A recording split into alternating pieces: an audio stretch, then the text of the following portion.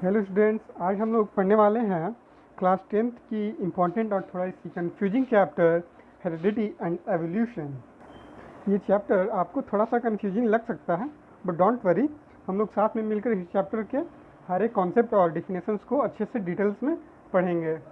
Confusing ये इसलिए लगता है कि क्योंकि ये क्लास 10th में ही हेरिडिटी मिलता है, एकदम न्यू कॉन्सेप्ट होता है इस चैप्टर का, तो इसलिए थोड़ा सा कंफ्यूजिंग लग सकता है आपको। अगर इस चैप्टर की सारी technical terms like heredity and evolution, अगर सारे अच्छे से टर्म्स हम लोग पढ़ लें तो ज़्यादा दिक्कत नहीं होगी, ज़्यादा कन्फ्यूजन नहीं होगी और आसानी से हम लोग ये चैप्टर पढ़ सकते हैं, समझ सकते हैं। तो सबसे पहले हम लोग हेरिडिटी की बात करेंगे। जैसे आपको ही देख लेते हैं, आप अपने mother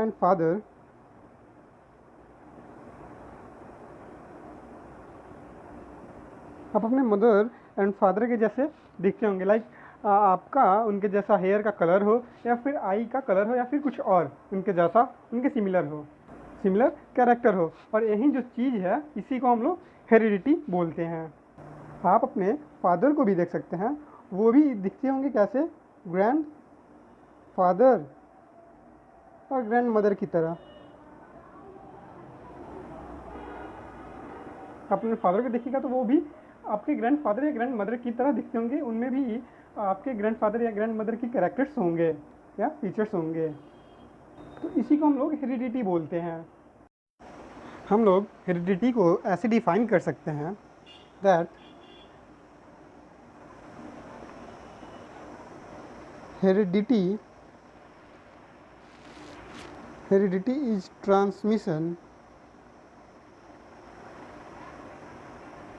of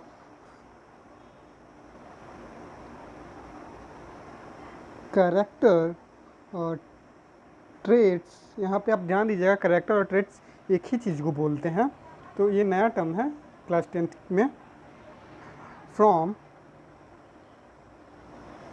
parent two of spring और इंडिविजुअल।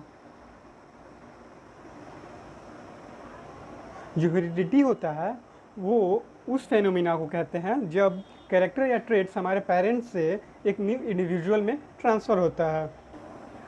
जो नेक्स्ट जनरेशन आती है वो पहले वाली जनरेशन के जो फीचर्स होते हैं वो नेक्स्ट जनरेशन में जाती हैं, और इसी चीज़ को हम लोग हेरिडिटी बोलते हैं। अगर आप एक लायन के बच्चे को देखें तो एक लायन का बच्चा एक लायन ही होता है, ना कि कुछ और किसी और एनिमल का बच्चा होता है। अगर आप उस बच्चे को देखें, शेर के बच्चे को देखें, तो उसका कलर येलो होता है और उसका एक टेल होता है। अगर आप वहीं एक लायन को देखें, उसके पेरेंट लायन को देखें, तो उसका भी कलर येलो होता है, वो रोर करता है और उसका भी टेल होता है। तो मतलब यहाँ से हम लोग कंक्लूड कर सकते हैं कि जो ऑफ स्प्रिंग होता है वो पेरेंट्स के फीचर्स और कैरेक्टर्स शामिल होते हैं। ऑफ स्प्रिंग में पेरेंट के फीचर्स या कैरेक्टर्स या ट्रेड्स जो भी बोले वो शामिल होते हैं। आप ये सोच रहे होंगे कि जो ट्रेड्स होते हैं, जो कैरेक्टर्स होते हैं, वो पेरेंट्स इंडिविजुअल या ऑफ स्प्रिंग तक जाते कैसे हैं। तो बेसिकली ये सारी चीज़ें होती हैं डीएनए कॉपिंग से। ड्यूरिंग रिप्रोडक्शन जब पेरेंट्स के सेल्स या फिर गैमेट्स आपस में मिलते हैं तो दोनों पेरेंट्स के डीएनए और कैरेक्टर्स आपस में मिक्स होते हैं और जिनका डोमिनेंट होता है उनका दिखता है। आगे हम लोग पढ़ेंगे नेक्स्ट वीडियो में डोमिनेंट, रिसेसिव सारे कैरेक्टर्स के बारे में पढ़ेंगे। अभी आज ये इंट्रोडक्शन वीडियो है। आगे हम लोग डीएनए कॉपिंग भी पढ़ेंगे, डिटेल्स में पढ़ेंगे, सेपरेट वीडियो होगा डीएनए कॉपिंग का। कुछ बच्चों को ज़्यादा कन्फ्यूजिंग लगता है डीएनए कॉपिंग। इसमें डीएनए का रेप्लिकेशन, क्रोमोजोम्स और जीन्स आती हैं, तो कुछ बच्चों को ये ज़्यादा कन्फ्यूजन लगता है, तो हम लोग इस पर सेपरेट वीडियो बनाएंगे। तो हेरिडिटी तो समझ में आ गई होगी। अभी मैं आपको वेरिएशन और एवोल्यूशन को आसानी सिंपल टर्म्स में बता देता हूँ। जैसे कि सपोज जनरेशन 1 है, कोई एनिमल एक जनरेशन 1 है, उसका ऑफ स्प्रिंग हुआ जनरेशन 2, और जनरेशन 2 का ऑफ स्प्रिंग हुआ जनरेशन 3, एंड उसका ऑफ स्प्रिंग हुआ जनरेशन 4, एंड उसका हुआ जनरेशन 5। जनरेशन 4 का ऑफ स्प्रिंग जनरेशन 5 हुआ, और ऐसे ऐसे करके जनरेशन कई हज़ारों जनरेशन तक ये चलता रहा। अब क्या होता कि इस पूरे प्रोसेस में एक जनरेशन से दूसरे जनरेशन में कैसे आते हैं, तो ये चीज़ हो पाता है सिर्फ डीएनए कॉपिंग के चलते। कोई भी ऑर्गेनिज्म अपना जनरेशन डीएनए कॉपिंग के वजह से ही बढ़ा पाता है कि वो generation 1, generation 2, generation 3, generation 4, generation 5 तक, और इससे हज़ारों जनरेशन तक चला जाता है डीएनए कॉपिंग की वजह से। जब डीएनए कॉपी होता है तब पेरेंट से एक नया जनरेशन आता है, मतलब जब डीएनए कॉपी होता है तब पेरेंट जनरेशन से न्यू जनरेशन्स आते हैं। बहुत बेसिक सा प्रोसेस है डीएनए कॉपिंग और रिप्रोडक्शन का। डीएनए कॉपिंग मतलब क्या होता है? डीएनए कॉपिंग यानी पेरेंट्स के जो भी कैरेक्टर्स या ट्रेट्स हैं उनको एक पेपर पे कॉपी कर दिया।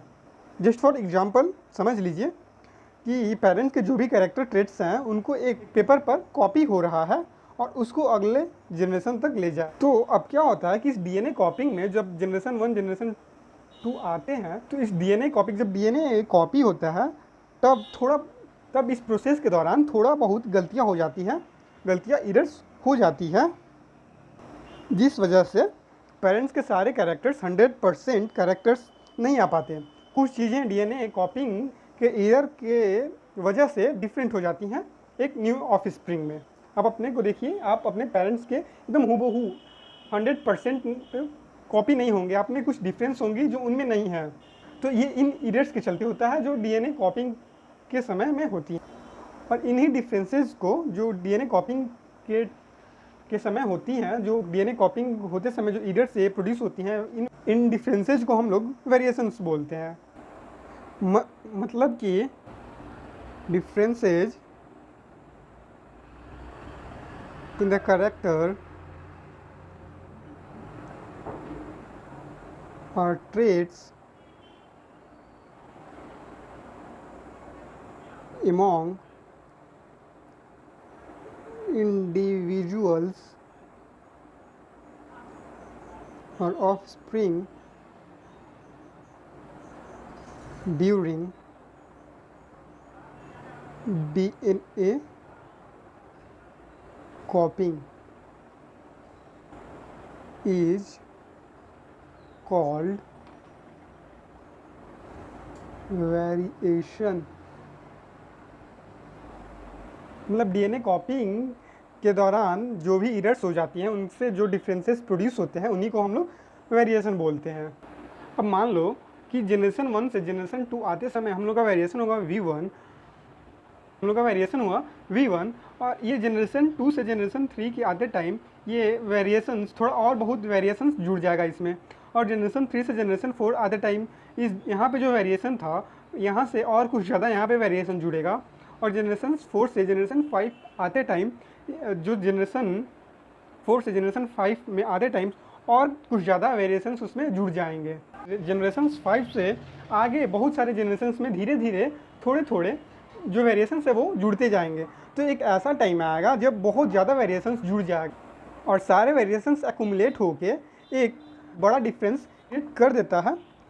ऐसा भी हो सकता है कि ये जो नया ऑर्गेनिज्म है इतने सारे वेरिएशंस के बाद, डिफरेंसेस के बाद, वो जनरेशन 1 के कंपैरिजन में बिल्कुल ही अलग हो, वो जनरेशन 1 के ऑर्गेनिज्म के कंपैरिजन में बिल्कुल अलग हो, और इसी को हम लोग एवोल्यूशन बोलते हैं।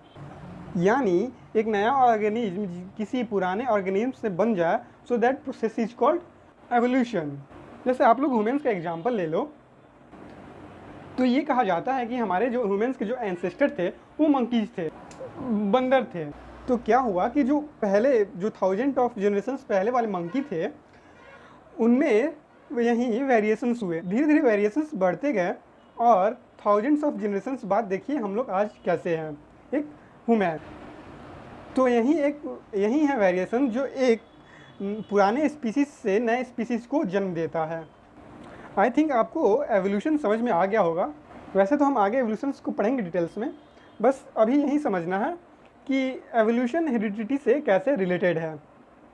अगले वीडियो में हम लोग कैरेक्टर्स, ट्रेट्स और डीएनए कॉपिंग के बारे में पढ़ेंगे, डिटेल्स में पढ़ेंगे। तो ये था हमारा आज का introduction about heredity and evolution. So आज के लिए बस इतना ही। Please like and share the video and subscribe if you are new to the channel and to never miss any updates. So thank you for watching and keep learning.